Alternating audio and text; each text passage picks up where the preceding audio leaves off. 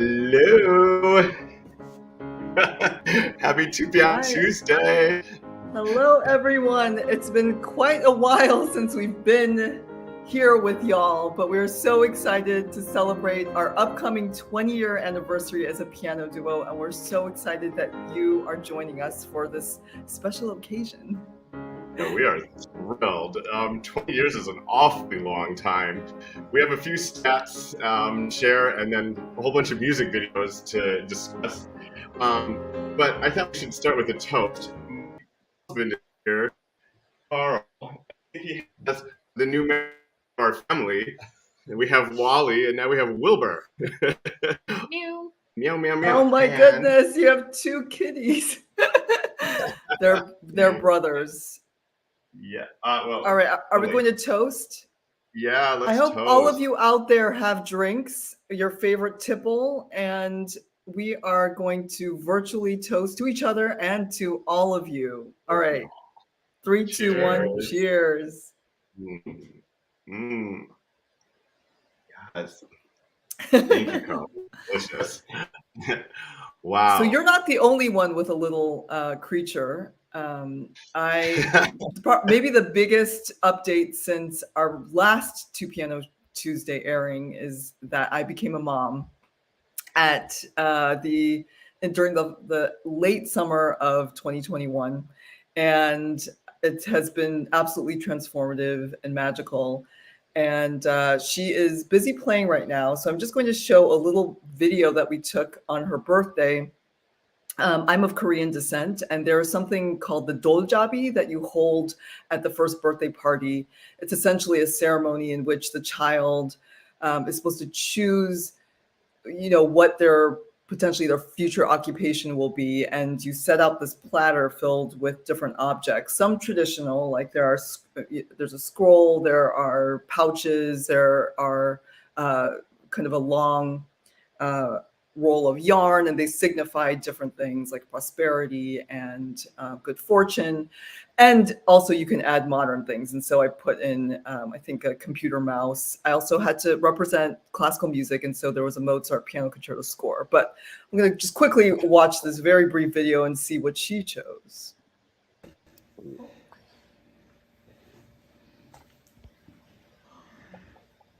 She's so cute.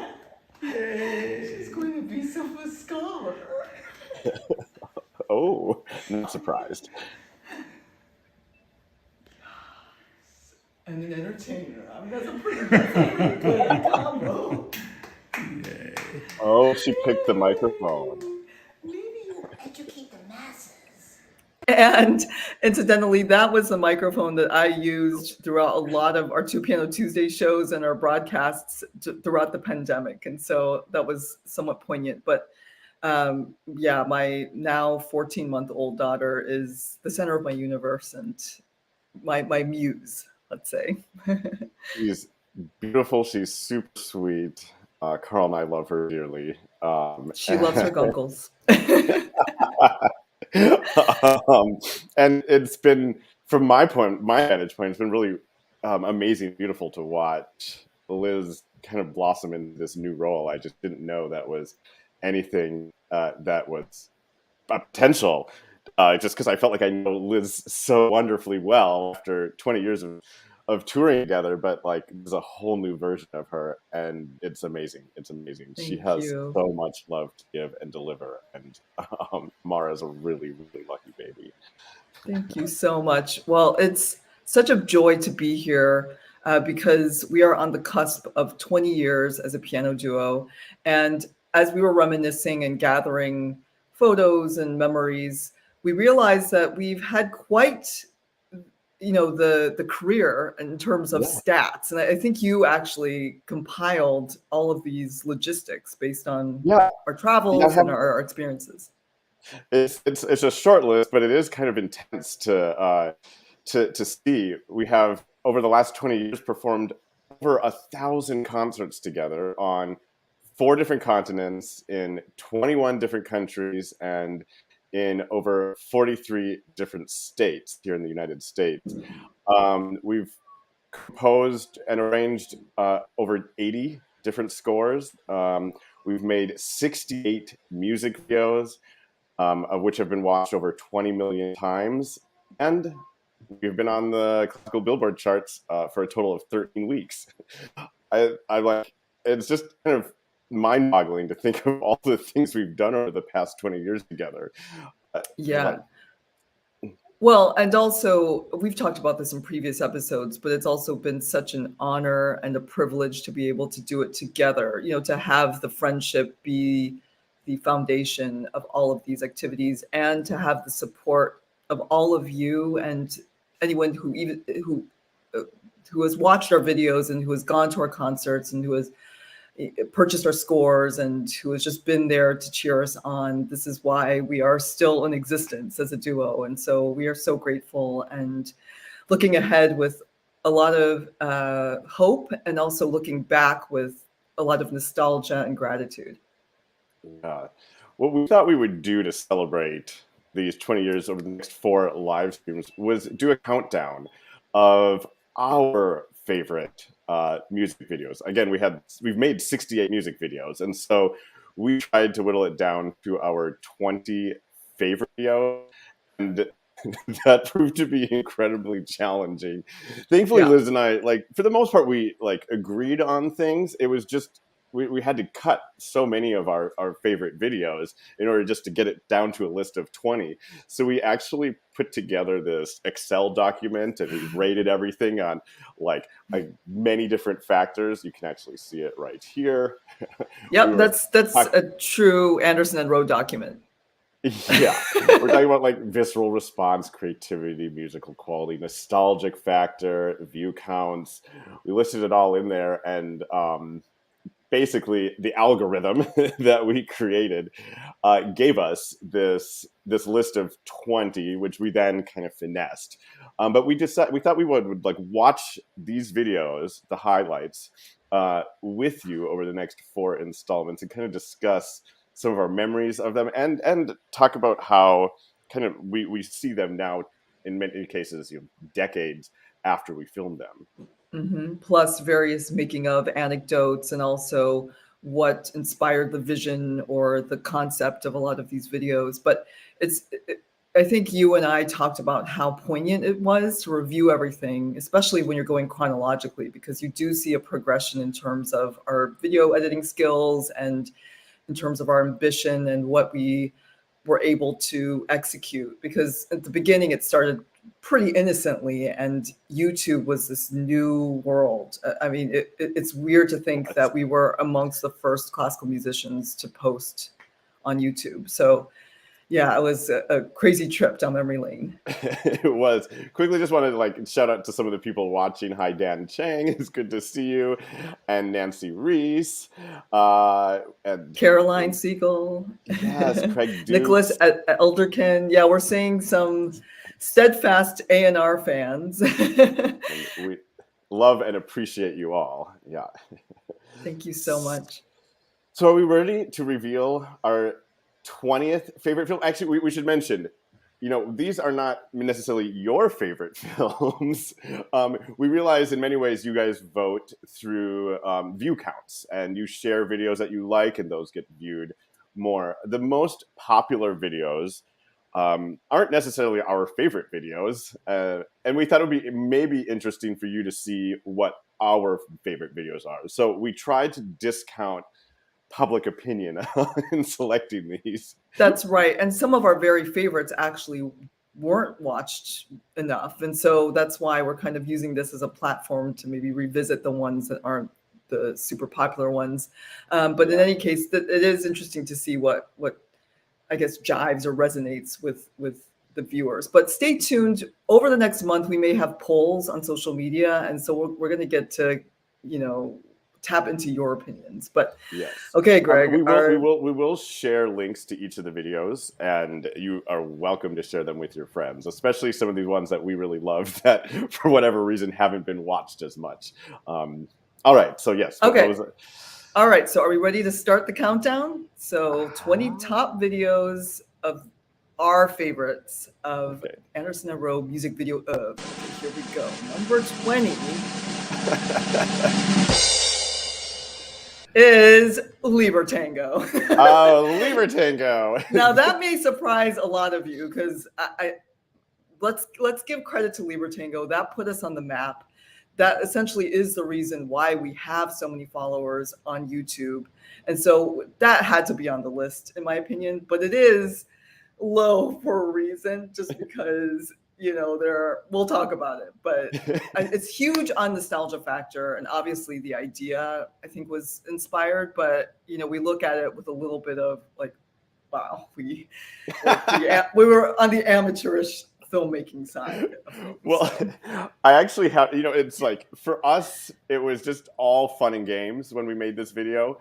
And since it aired, it has created an impact. Not only does it have millions of views, but it also has been written about and talked about in various circles in the classical music world. And I actually have an example here from Four-Handed Monsters by Adrian Daub, this fantastic book on the art of four-hand piano playing and the history in particular.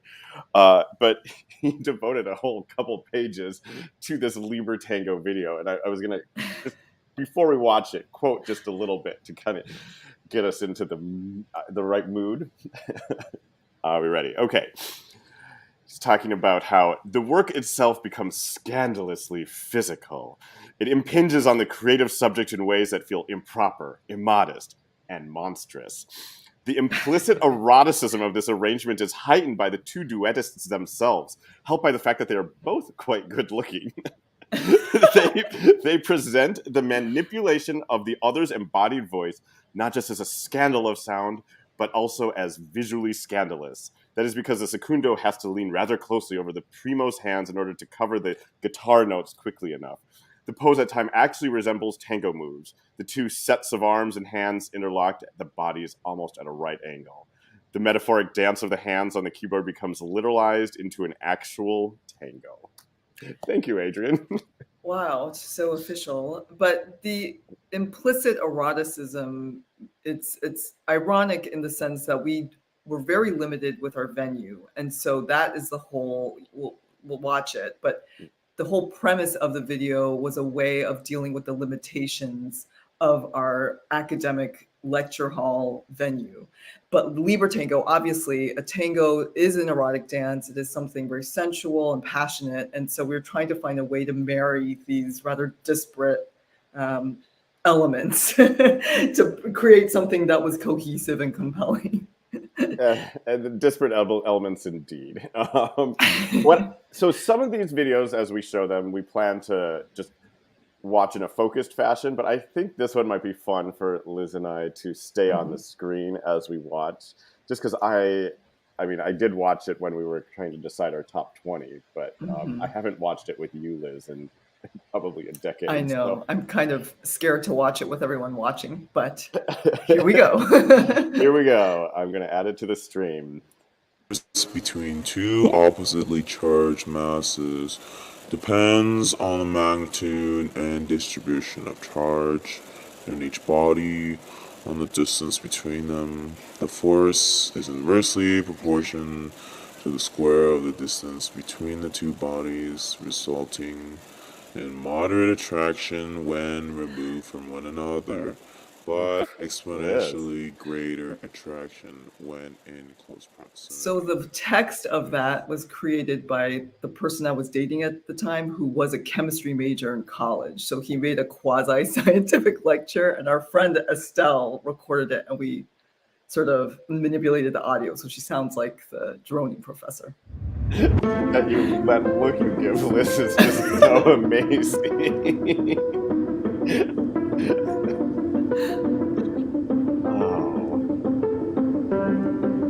This was the first music video we ever filmed together. Ever. So every angle of the camera we're kind of exploring together. This was December 2006. And I remember we only had about a couple hours in this hall, so we were very efficient in the film. Yeah, we reserved this space. Trying to pull our best sultry looks. You haven't aged at all, Chris.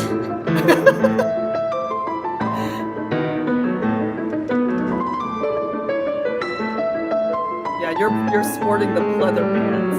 That was signature fashion.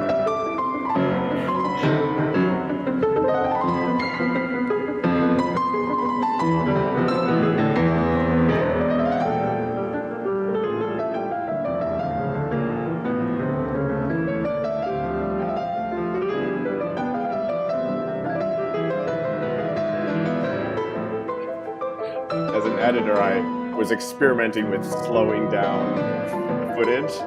Didn't really know what I was doing, just trying to make things look cool. But a lot of this, actually true to the spirit of how we make videos, it wasn't planned excessively in advance with shots. We were just trying to get as many different angles as possible. And then, as you were saying, Greg, you were experimenting with your burgeoning film skills in the editing room. Yep.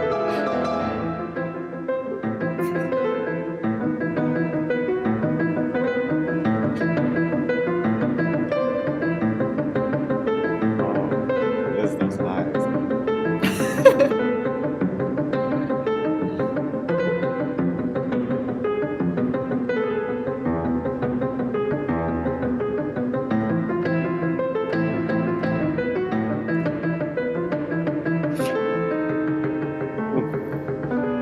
Slow-mo.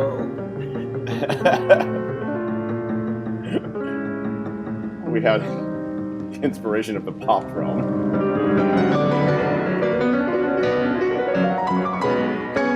Some nice chords on the floor with the lighting. But we were really, yeah.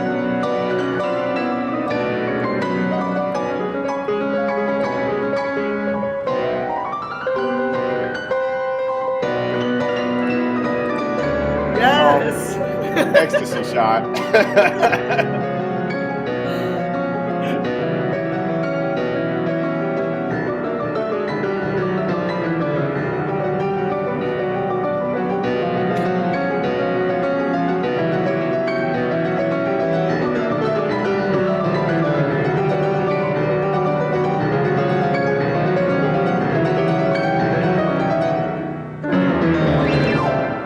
Towards one another and collide in a cycle whose duration depends on the elasticity of the collision. The bodies will ultimately come to rest together with the initial potential energy of their electrostatic attraction having Good been acting, dissipated Greg. through the kinetic wow. energy of their collision.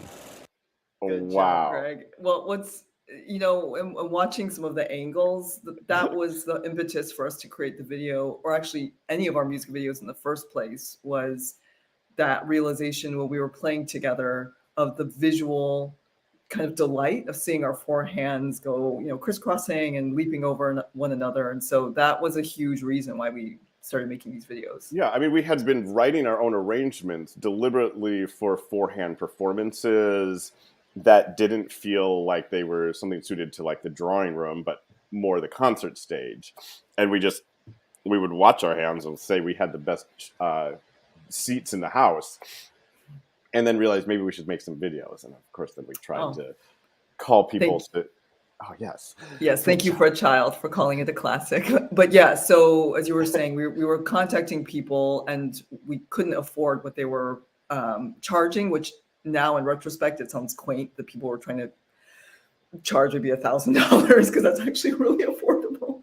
But as music students, we couldn't afford that at all. Yeah, and so that was filmed. Actually, a series of our first music videos was filmed with my mom's Sony camcorder, like the handheld one, and we used iMovie to edit. So it was incredibly DIY.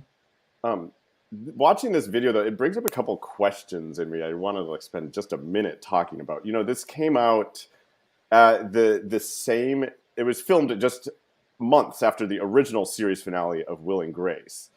And actually, it was like a year before I even met my husband and we started dating. But back then, sexuality was very progressive for a piano duo.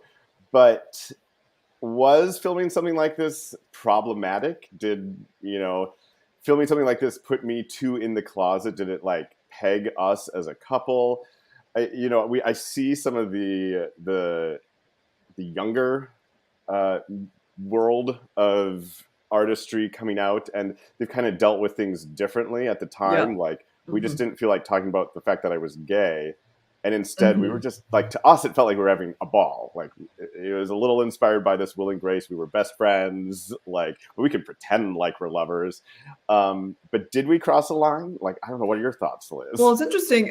Yeah, I think the times change and people are much more transparent. Hopefully, it means that we're Thanks, Ellen. collectively becoming a more tolerant society. I'm hoping, although sometimes we see things that are discouraging out there. But just in terms of where we were at, this is the mid 2000s. I'm thinking of the White Stripes. They're a famous rock duo, and people weren't sure, were they brother and sister? Were they a couple? So I feel like, or even people shipping couples like in Twilight, for example, Rob Pattinson and Kristen Stewart, who actually dated, but there was this kind of cultural trend of throughout the decades of people wanting their favorite actresses and actors to be dating, or if there was like a dance duo or an operatic pair, like they wanted them to be sort of together in real life. I think that's sort of a common human desire, is that when you're seeing that chemistry between people,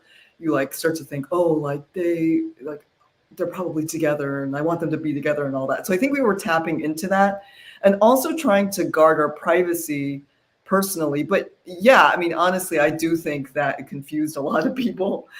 In my case, over the years, like I used to joke that it was kind of hard for me to find a boyfriend because people automatically assumed that I was taken and that you were my boyfriend, which actually you were better than a boyfriend in a lot of ways, just because Oh like wow. you're way more fun to hang out with. But Thanks. but yeah, I in terms of you honoring, your identity as a We gay never. man, like I'm glad that now it's just, with you getting married to Carl and sharing that information, I'm proud to honor who we are in real life, but to still also honor the fact that music and art can tap into all the different dynamics of two people working together or playing together. Yeah, I see really the question is I want to ask is to all the Gen Zers out there, but Yeah. I'm not sure they've ever even like caught on to the stuff that we do.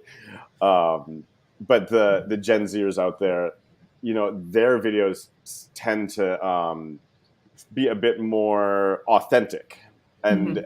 and there aren't as many edits like we're doing, and they're not. Instead, they're choosing to be just more themselves all the time. And I'm curious if they watch something like this, what they think. But we're Also, receiving technical difficulties. I see our view count drop, and um, hopefully, yeah, I hope that it means that we are still live. hopefully it But says we're live. yeah, But oh, it says that yeah, where did we're, we go? The feed is starting to buffer terribly. Sorry for jumping in and out. It cut out just as Liz started to. uh-oh. So speaking about, did they cross the line? Facebook won't work. Ooh, I do not know how to deal with this situation. And Facebook feed is stuck. with stuff. Okay. I came to Um, YouTube. Yeah, I know we're on YouTube and Facebook. If, if there's any, yeah, is it working? Can anyone tell us if it's working on YouTube? the Facebook feed was stuck. Facebook. I don't know if I have the technical wherewithal to handle. It says, yeah, and what I don't want to do Well, we is may, stop it because then we'll lose. yeah. YouTube Okay, is working. fine. Well, Okay, yeah, everyone's everybody, commenting from YouTube now, but everybody, if you can go over to our YouTube channel, which is youtube.com/Anderson Rowe. You'll yeah. see us there. We're going to stick with you because of all of the things we have lined up here for the video. And hopefully we will all be Yeah, happy over hopefully. YouTube. Maybe Liz, why don't you, do you want to start introducing our next video, number 19? And I'm just going to Sure. disappear onto our Facebook page and add a comment. Actually, Okay. and add a comment that clarifies YouTube is working. Okay. Well, I'm going to do a little drum roll. Okay. And here is number 19 is All by Myself, which was a 2020 pandemic video, one of our most recent videos. And we thought it was interesting to juxtapose our very first video with the last video we filmed. And just to see kind of the trajectory of who we are as filmmakers and pianists. And obviously this video, All by Myself, also had limitations in the sense that we were on opposite coasts of the country. We were isolating at home during the 2020 COVID-19 pandemic. And we made the arrangement and the film completely separately. And it's just indicative of the time in which we were living and the time that we were all sharing collectively as a society. The whole idea of all by myself, we found was pretty poignant because we were all by ourselves and, all over the world. And music was one of the most powerful ways to maintain connection. And so that's why we decided to make this arrangement. And also because the songwriter of All by Myself did give a shout out to the Rachmaninoff Second Piano Concerto, namely the second movement, as a source of inspiration for the song. And so we were like, let's just mash them up because they work really well together. They do. One of the things that I find interesting about it personally, as somebody who spends a lot of time arranging, is just the issues that brings up. This classic piano concerto turned into a pop song, and it took on a whole new life, which is something that you and I just love doing with everything we do. Totally. Is taking something familiar and like reinventing it, kind of reinventing the wheel. Maybe should we start watching this one? This is on the longer side. Yes. We might talk through a little bit of the beginning. That sounds good. All right. Press play. Here we go. Oh. There I am in the bedroom with the piano at my old place. Wasn't much space to put that thing. Also, it was during the summertime, so you must have been really hot. I was hot in that Tired. tire tux. This was also filmed in advance of our Portland Piano virtual extravaganza, which was a 2-day concert presentation. And so it was one of the most hectic and intense and also ultimately satisfying periods of creativity and collaboration. I think throughout our whole career, it was definitely memorable. It was, we worked, everyone was doing virtual streams, but we thought about it maybe a little differently. We were really trying to find ways to make the virtual elements still have that feeling of energy and aliveness that you get from being there in person. So we wanted everything we were doing virtually to feel new and fresh and different and risky. And this was certainly an example of that. I mean, we're also tapping into like the zeitgeist of the day, being all alone, stuck in your room by yourself. And personally speaking, this made my cut for the top 20 because it, as you were saying, it reflects our actual state of mind, but also it was a time for you and me that was actually like, there was something therapeutic about having the time and the space to, not be running around and traveling and have all these commitments, but to like sit in kind of stillness and to reconsider what we wanted to do creatively and also what our priorities are as people. And so, I don't know, somehow this video reminds me of all those kind of the psychological and emotional states that we were in. Yeah. Similarly, I look back and I actually think there's an optimist just like born in me for whatever reason, but I think that like this was one of the healthiest things that could have happened to me in my life, to be like forced to spend a bit of time at home, just purely because we were traveling so much. And that's not to say that, you were reckoning with the pandemic directly, because Carl, your husband, is an emergency doctor. So he was like battling the pandemic and the virus like every day. And so I feel like music was also your escape because it was so stressful. It was pretty nightmarish. What was going on in his life, while I just sat here kind of helplessly wondering what to do with myself. Let me drown my sorrows and all by myself. But also this piano concerto, so now it's transitioning like purely to Rachmaninoff's the middle section of the second movement. And this piano concerto is important to me. I played it a lot kind of at the end of high school. I made my Korean orchestral debut with this piece. So it was kind of fun to go back and practice it, because I was like, this is coming back to my fingers pretty quickly. Well, I like that it looks like you're on a dramatic concert stage when really you're just in a bedroom in your house and there's like a piece of black cloth behind you.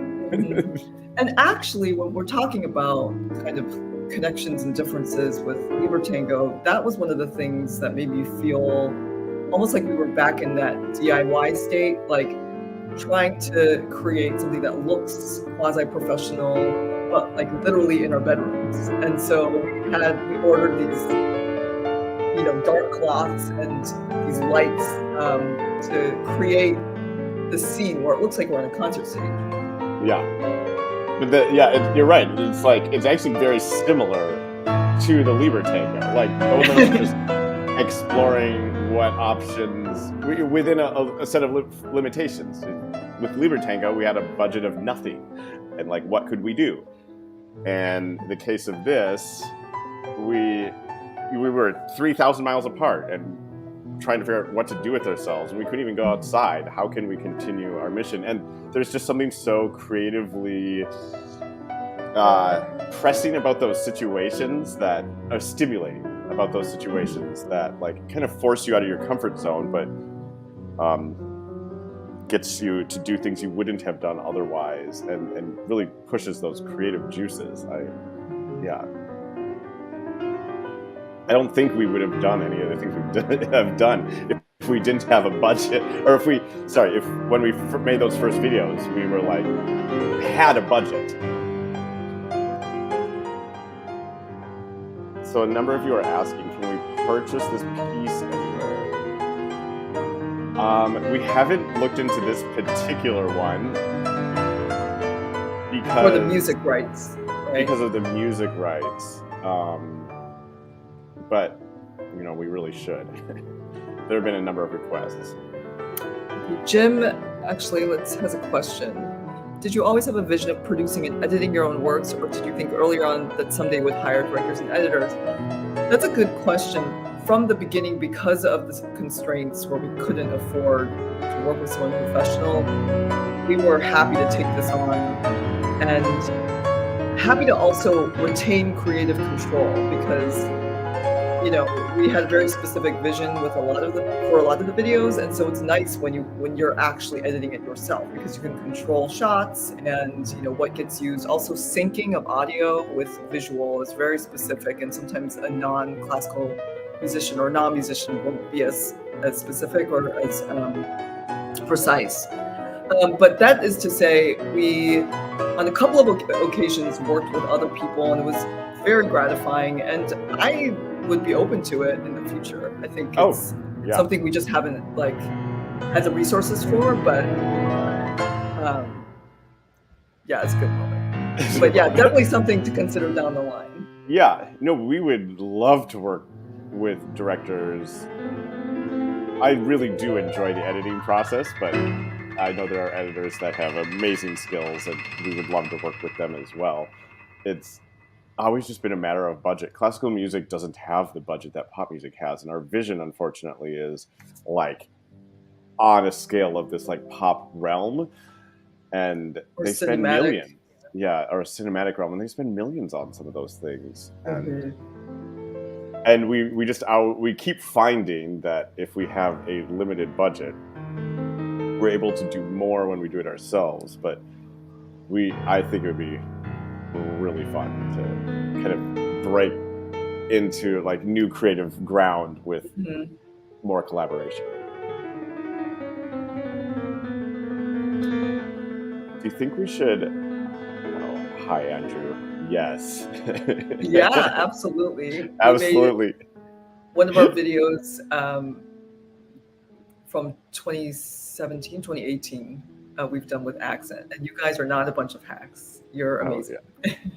yeah. And created one of the top videos. It remains to be seen whether it'll make it into the top 20, but definitely a fabulous video. Um, and thank you, Nick. Absolutely. This was our aim. It's kind of our aim in everything we do is to bring different worlds together, um, and show how related they all are. Because whether it be politics or whether it be music, people really like to draw walls up and lines and divisions, and we, while those divisions often exist, I think there's a lot of overlapping commonality that we sometimes lose sight of. Absolutely. Connection is the driving force for us, and any place that we can find rich threads of connection, we will, you know, sort of lean into those. Yeah. Okay, I get ready for my Celine Dion moment. Okay. 'Cause- Should I get us out of the picture, Liz? Okay. Okay, we're gonna just watch just the video. We're gonna Enjoy. shut up for 3 minutes here.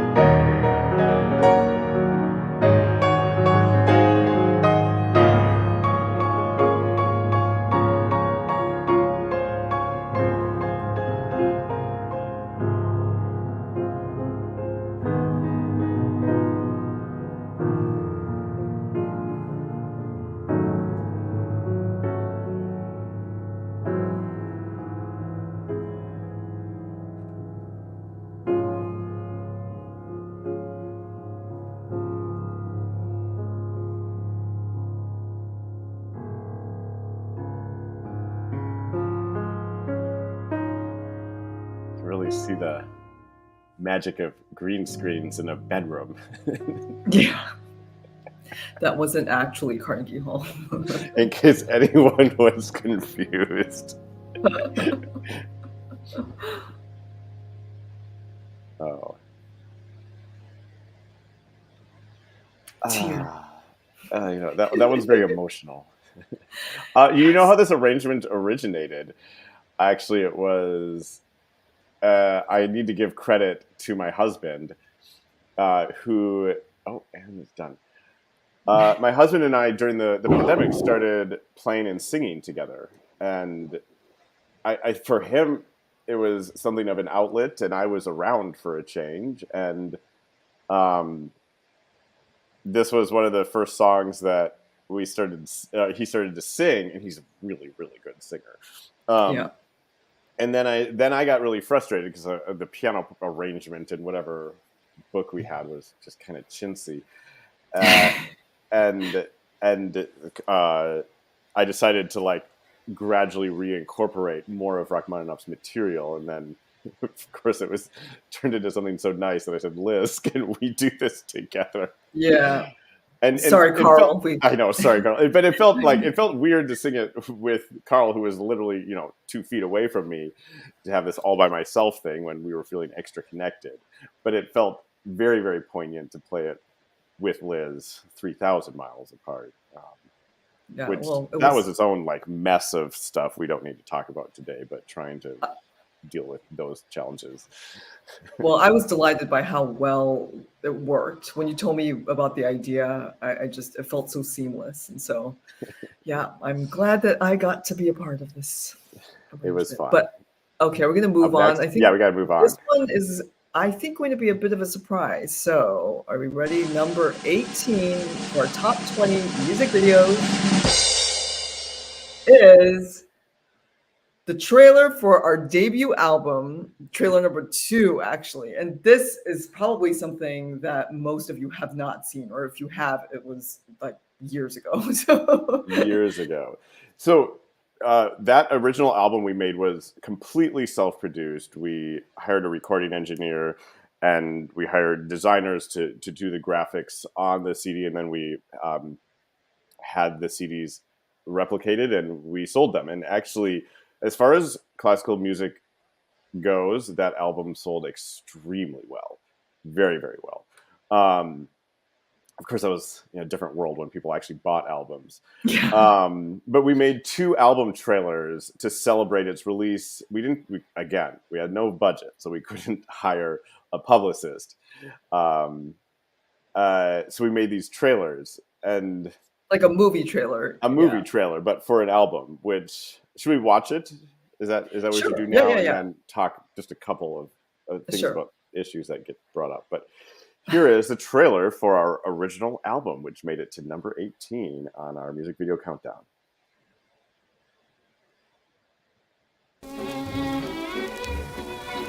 This winter, 2 dancers display their sense of restraint, formality, and tedium. Oh, whoops, wrong album.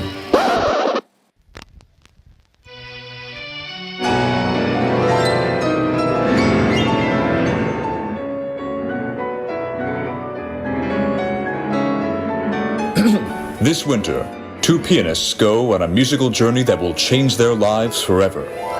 Experience the passion, the conflict, the tragedy, the friendship, the exhilaration, and the adventure. That's a shot from MTV's Puddle Request Live, which had Liz and me on it.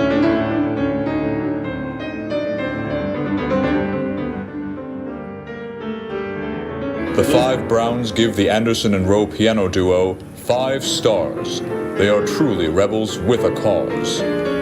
David Duvall calls them the greatest duo pianists in the universe. And The Riven One writes, I get crazy. This is f***ing crazy cool. I love this.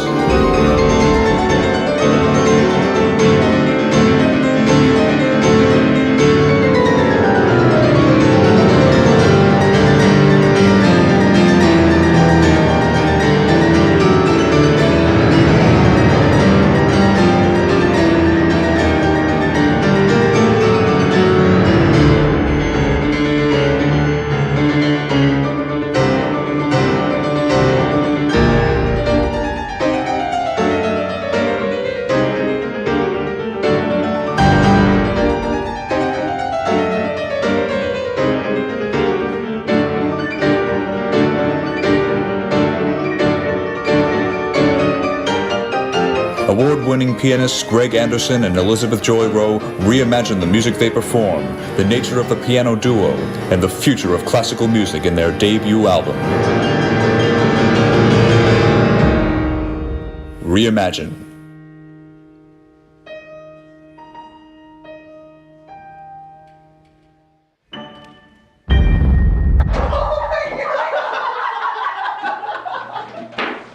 Available on Did Station.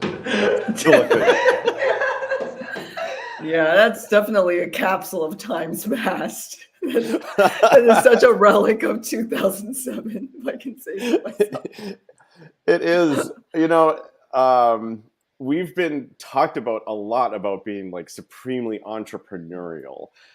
and I watch that and I see why people say that. But when we made that, like we were just having a ball. Like we just it was you can see us even exploring like the potential in that video. Like we were just in a practice room in our Mhm. regular clothes with like a tiny little Sony like digital camera at the time that like was like considered fancy. Now, like an iPhone could do a million Yeah. times better than that.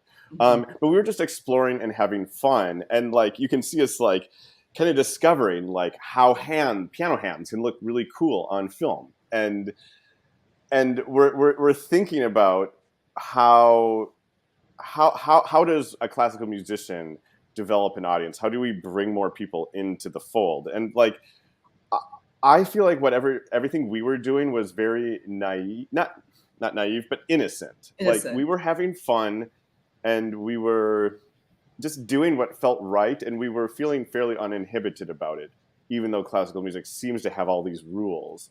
But I never felt like we were being entrepreneurial. I didn't feel like we were like necessarily strategizing or trying to build a career through what we were doing. We just felt like we were kids playing in sandboxes. Right. And in addition, almost we were approaching the album, like the concept of how it was almost like different styles, different arrangements, this mishmash, almost like an indie artist, like an indie rock band. You can even see with the design of that cover, it's all like the filter. It doesn't look like a classical music like Deutsche Grammophon cover. There's something kind of like, dare I say, we thought it was edgy or something. But this idea in which we're trying to take away the formality of classical music with, the packaging and the programming, and then in addition with the advertising, which included this trailer. And there was a sort of there's that quote from the Five Browns: "We love them. They're some of our We love closest that. friends." Yeah. But I love the rebels with a cause, because and in a sense we were rebellious at the time. I mean, maybe now people look back and they're like, oh, like that's it doesn't feel innovative or whatever. But at the time we felt like we were kind of shaking things up a bit, not necessarily to be contrarian, but because we didn't feel like it was necessary to abide by certain kind of like rules or ideas of what it meant to be a classical piano duo. And actually that's one of the great fortunes of being a piano duo, which because there was less of a template for us to follow. The soloist tradition, there are so many great artists, and the repertoire is, it's very established. But for us, it was tabula rasa. So this trailer is an example of our freedom, if you will. Exactly. So we have two more videos to get through, to endure, to enjoy today before we take a break and meet you next week. And next week we're going to do countdown 15 to 11. Yeah. But we still have the 17 and 16 to share today. Okay, let's bring up number 17.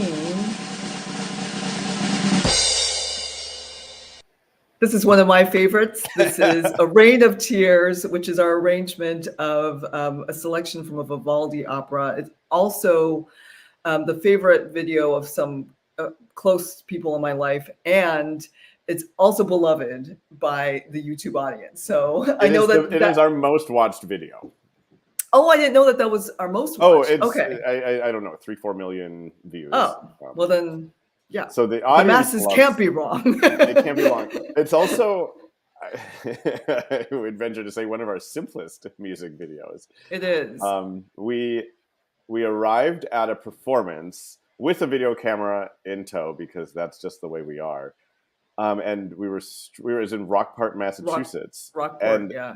The concert hall had a glass wall behind the stage, and it looked out over the bay. And first of all, it's gorgeous, and you'll see that in the video if you haven't seen it before. But it was a rainy day, and we said, let's make a music video of Rain of Tears. And we filmed it in like an hour, and then continued to rehearse for like another hour. We filmed it during our dress rehearsal. So this is an example of like really being resourceful. We didn't have extra time in the hall, but it was one of those kind of moments in time where everything aligned. The fact that it was this divine venue. The concert there was also like such a great experience that evening. But then also the fact that the weather god smiled on us and decided to And give us rain. rain. And this arrangement is also sort of came up somewhat serendipitously. We actually planned to have a different arrangement done. This appeared on our When Words Fade album, and this came together kind of last minute and turned out to be like, dare I say, an inspired arrangement. Yeah, so it was a second choice for the album. We had another piece planned, and the arrangement didn't work. And so we said, well, let's try the second choice, and wrote the arrangement really fast. So yes, this all came together very fast, but it has made maybe the most impact of any of our videos. Okay. Shall we watch? Here we go.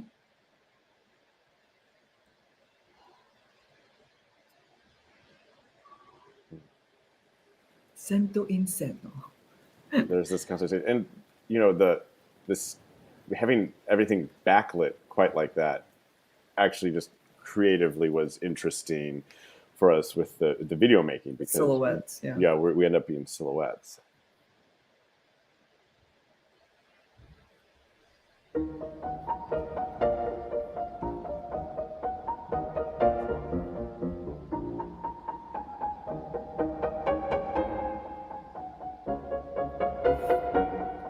That's us filming in the parking lot behind my apartment. In New Haven, Connecticut. On a rainy day. There's something about the simplicity of the editing and the beautiful shots that I think make this video stand out. A lot of our videos have kind of almost like a frenetic, like just very creative quality, but there's a lot going on. And this one, it's like you really get to just pay attention to the music, and also it's like a very clean concept. Keep in mind there are literally only 2 people in the room filming this, so you can pretty much guess if you see Liz that I'm behind the camera, and if you see that was my shots. Those are Liz's shots. If you see both of us, they're all on a tripod, but if you see both of us, one of us pressed record and ran to the piano, and we started filming.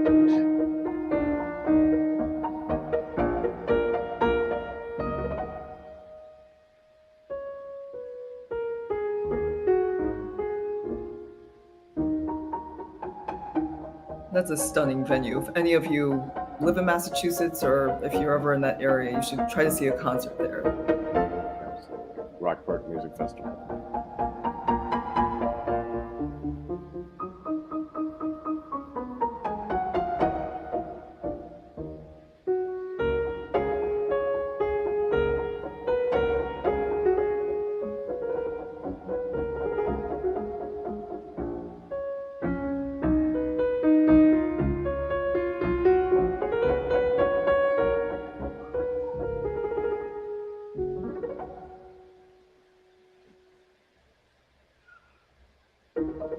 I love that moment. That muted sound is kind of reminiscent of the Libra Tango. We've always, given that there are 2 of us, enjoyed kind of exploring what options we have with the piano and its sound world. And the pointillistic sound represents the raindrops, but also allows the vocal line to come through clearly. To soar. Same way in Libra Tango, actually.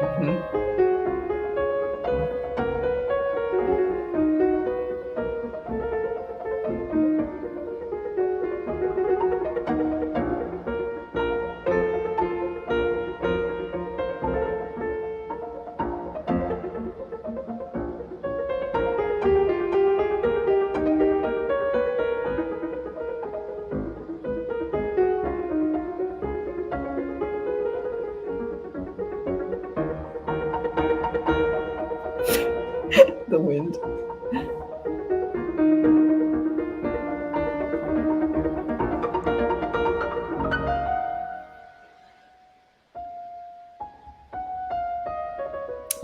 Here's the tear.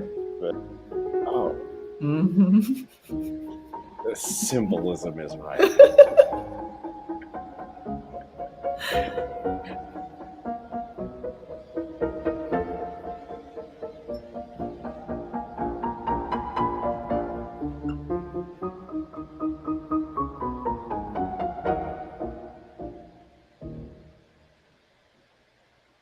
Wow. Sento in seno. So I Feels like actually magic. I have the mutes right here that we used. Yes. That we used. Ugh, goodness, they all fall apart.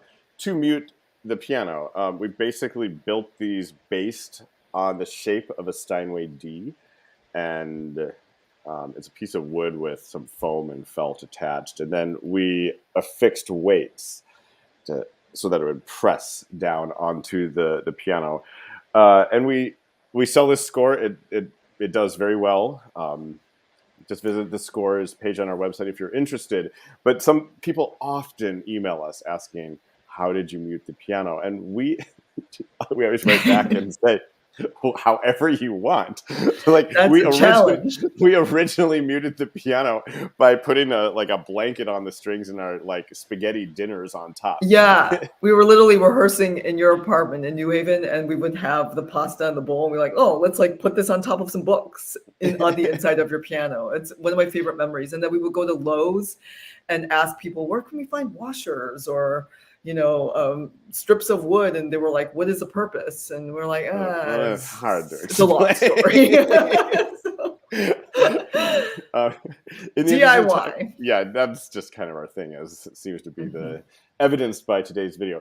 Should we finish today off by Our grand finale, yep, for this For first today. part one of our countdown. And so number 16 of our top 20 favorite music videos is Shake It Off from Oh. 2016. And this also feels very relevant to this day and age because Taylor Swift, one of the biggest stars of our time, just released her latest album, Midnights.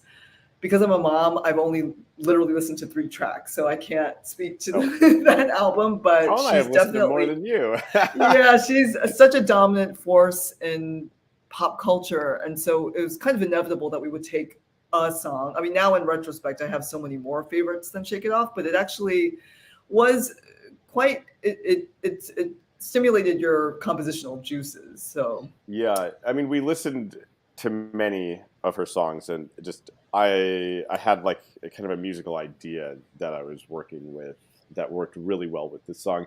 And you say it's inevitable that we would pick a song, but again, we're classical pianists. We're classically trained. We have a Mozart album, we have a Bach album, but we've always been attracted to elements of pop culture and have wanted to fold them in, like with the All By Myself, or in this case, Taylor Swift. And I think as you watch this video, you'll see it still feels like you're hearing a performance of classical pianos. It doesn't necessarily feel like it doesn't feel like we're just like covering the song simply and trying to sound like Taylor Swift. It sounds like it's coming from the minds of classical pianists. And also, what makes this video stand out in my mind in terms of nostalgia factor was it was filmed on the grounds of the Steinway factory in Queens, New York. And so just to be able to play on Steinways at their home and then to work with a wonderful filmmaker, her name is Victoria Sendra. So it was literally the 3 of us. It was cold outside because it was a fall day in New York. And we had maybe, again, like not much time, a couple hours to film this. So not only is Victoria a filmmaker, but she was, probably still is, a professional dancer. Yes. And we utilize that ability of hers. So she is running around with that camera. She is. Blast. It was a workout for all of us, but especially her. Yes. So maybe we'll watch the video. We'll talk maybe through some of the first bits, and then we'll cut out and like let the video shine. Sounds good. Itself. Yes.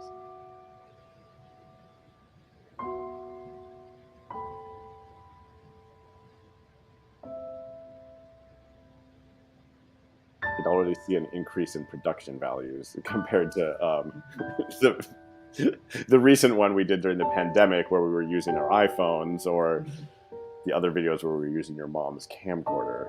Here we have some nicer equipment at our disposal. I have a kind of jazzy prologue here.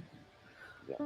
Also, I think this was around Taylor Swift's 1989 era, and so I was very intentional with the red lip because Taylor Swift had her signature scarlet lipstick. And also I thought, even my choice of dress, I thought was like, Taylor Swift would wear that. So that was intentional.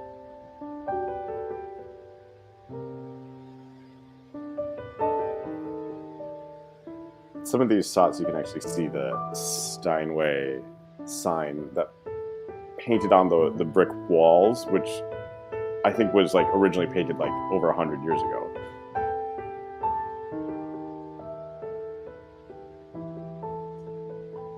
Okay, you're gonna start to hear the song come into being. There you can see the Steinway. Yeah.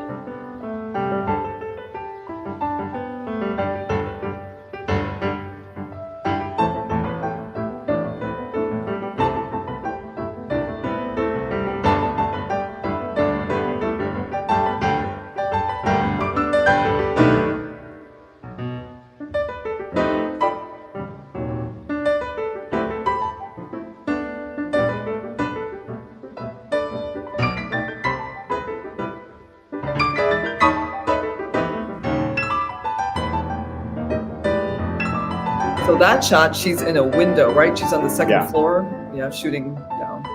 And as I'm listening, I'm recalling that classic FM, that like yes radio channel talked about this and said it was a blend of Gershwin and Debussy. And like, I can see it in retrospect, but those were not the inspirations when I wrote this arrangement. Right here, an inspiration is Mahler. Like conceded that. Nice. I bet no one would ever expect Mahler and Taylor Swift to get matched up. But that's Mahler.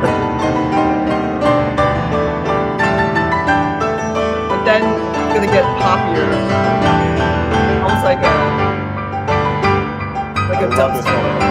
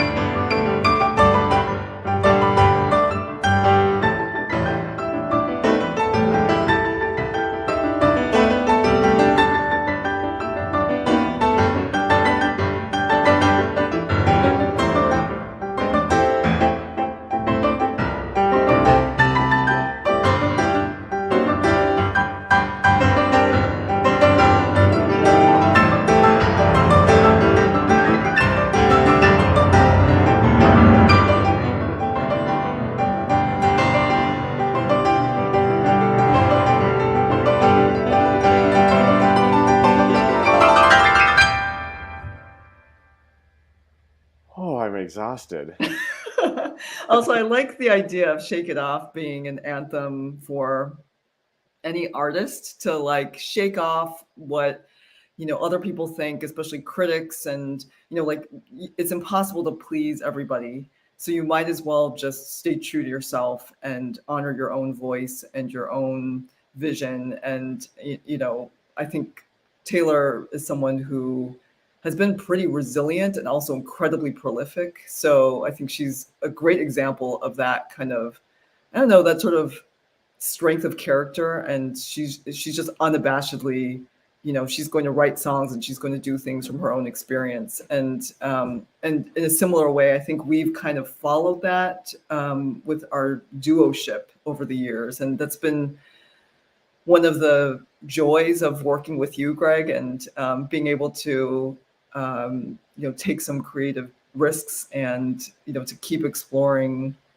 what's inspiring and what feels resonant, and also what can hopefully be relevant for the world or for our audience. It's true. It hasn't always been easy. We've received a lot of pushback over the years, and I I I I, I wholeheartedly agree with everything you just said. I just think it's been easier because we've been able to do it holding each other's hands, and we've had like this team to do it. I think had I been by myself, I would have been too scared. Um, but like being able to do it with you, like has made it both like really adventurous and joyous, but also like I feel empowered and I feel, we have like the safe kind of cocoon of being with each other, and been really, really fortunate. Yeah, and we also have the added inspiration and motivation of having like that interplay between two different personalities, kind of what the trailer and what the Libra Tango text was talking about. Like there's an alchemy that happens when there are two distinct individuals with our own life experiences, our own affinities, and our own ideas. And when you merge them, hopefully something like greater, than the individual parts can emerge. And so I think that's why I feel so lucky to have you as my creative partner. And that's why I'm looking forward to the next 3 weeks in which we're going to count down the rest of our top 20 list. But again, this list is sort of elastic, and I'm sure if we watched it next year, we would rank them differently. Yeah, that's true. So That's true. I realized we forgot to put in the links for the videos. I'm going to do that really fast, just so that it's in the document here, so that you can share any of these videos that inspired you with your friends, because that still is just so incredibly important, just to get these videos shared and seen. I mean, obviously, some of our videos have done really well, but things even like the Taylor Swift video we just showed, it doesn't have nearly the views, and we love it. And maybe other people just don't, but it's also possible just the way algorithms change in these social media sites, like they just haven't been deemed as relevant to audiences because they're too long, or I don't know. Yeah, we don't do like the TikTok videos, but that has definitely aged us. When I look at what the new generation is doing, it's like, we have our niche and we kind of stick to it. But thank you so much for joining us and for celebrating with us. We have 3 more shows that are dedicated to our 20th anniversary, and that is all leading up to the official date of our debut, which was November 16th, 2002. But it's been wonderful revisiting all of these kind of relics of the past, and inspiring me to think about future music video ideas too. Exactly, right? Yeah. We're working on things. Don't worry. We'll talk about that more over the next few broadcasts. But thank you for joining us, and we look forward to seeing you next Tuesday at what we say 8:30 Eastern East time. Coast, and Yeah. 5:30 West Coast in the Coast US. Obviously, do the math if you're in Asia or Europe. And also visit our social media pages at Anderson Rowe, because we may have some polls or some other tidbits, or even some videos that didn't make the cut. Yes, and we'll Featured. we'll look into whatever went wrong with Facebook. I don't know why they dropped us, but YouTube liked us. But anyway, here we are. Well, it's 2022 technical difficulties are universal. But we've really enjoyed spending the time with you. And thank you, everybody. We saw her this summer. Love you. And, thank you. And Nick and Lena. Okay. Thank you. Have a great week, everybody. We'll see you next Tuesday. Bring your favorite cocktail or a cup of tea or whatever. And we look forward to seeing you then. Sounds great. Bye. Bye.